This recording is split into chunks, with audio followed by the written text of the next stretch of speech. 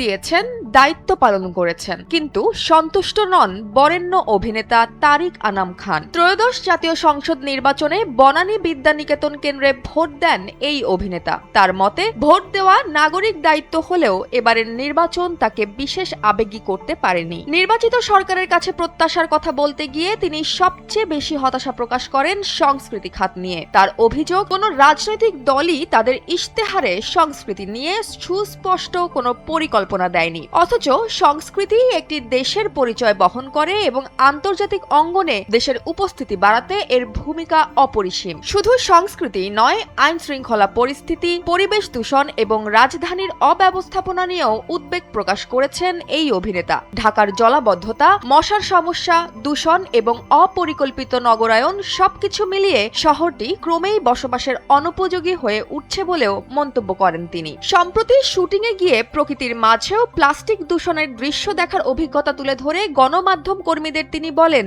দূষণ নিয়ে অনেক আলোচনা হলেও কার্যকর উদ্যোগ চোখে পড়ে না। বর্তমান কাজের পরিস্থিতি নিয়েও আক্ষেপ রয়েছে তার। টেলিভিশন, থিয়েটার ও চলচ্চিত্র সবখানেই কাজ কমে যাওয়ায় অনেক শিল্পী কর্মী কর্মহীন হয়ে পড়েছেন বলেও জানান তিনি। তবে হতাশার মাঝেও আশাবাদী এই অভিনেতা। তার বিশ্বাস, নির্বাচনের পর স্থিতিশীল পরিবেশ তৈরি হলে সংস্কৃতি, পরিবেশ ও নাগরিক জীবনের নানা সংকট সমাধানে কার্যকর পদক্ষেপ নেওয়া সম্ভব।